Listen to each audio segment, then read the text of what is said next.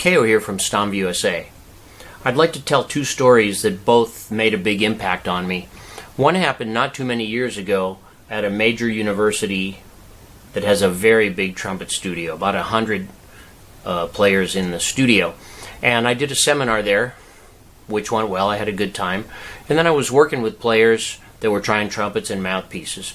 And a doctoral student came in, really nice guy with a beautiful sound, playing C trumpet mostly.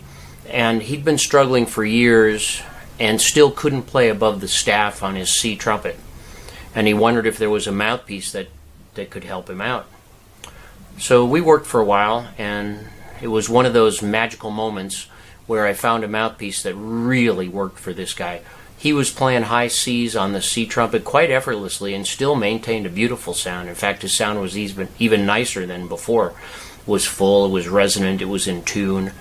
And he gladly bought the mouthpiece and left ecstatic. I mean, he was so happy, he was almost crying. It was one of those moments that was really nice. About a week later, after I got home, he called me on the phone, and now he was crying. And I said, "What's up?" And he says, "Well, I have to return the mouthpiece." And I said, "Okay, what happened? Is it not working for you?" He says, "No, it works great, but my teacher won't let me use it." I said, "Really?" I said, "What did he think of the sound?" He said he wouldn't even listen to me play it. He looked at it and said that it wasn't acceptable, and that I should buy the mouthpiece that he said that he was playing, and he thought I should get that mouthpiece. And I said, "Well, it's up to you." And again, the poor guy was in tears, and he sent the mouthpiece back. And it reminded me about when I was in college at the University of Hawaii, and I was certainly not a classical player. I mean, I played in the concert band, but my focus was I wanted to play lead in the jazz band. And I was using probably a jet tone mouthpiece at the time, would be my guess.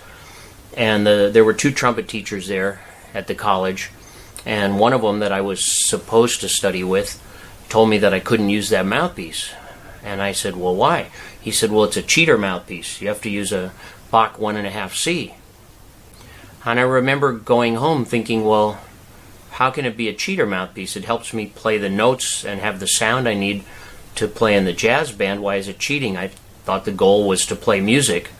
And, you know, the person in the audience member, doesn't know what mouthpiece or trumpet I'm playing. Why would it be cheating? And I went back, and being the guy that I am, I said to the teacher, I said, I don't understand why this is a cheater mouthpiece. I said, I think the 1.5C is a cheater mouthpiece. He wasn't very happy, and he said, well, why do you think that? And I said, well, it's cheating. It makes it easier for me to get a classical sound. Well, that didn't go over very well, and I ended up studying with the other teacher at the school, who ended up being a good friend, and he let me play the equipment I wanted to play. And it made me realize a few things. That, one, I mean, I don't believe there's a cheater mouthpiece. You use the right tool for the job.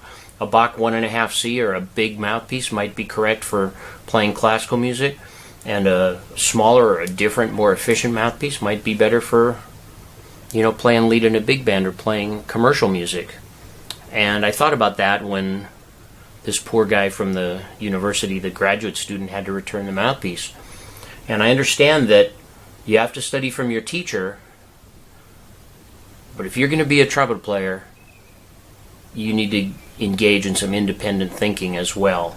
And you have to weigh the benefits versus the cons of something your trumpet teacher is saying versus something that works for you. I mean, let's face it, trumpet players are typically not very timid. I mean, we use trumpet to play charge going into battle, not the clarinet.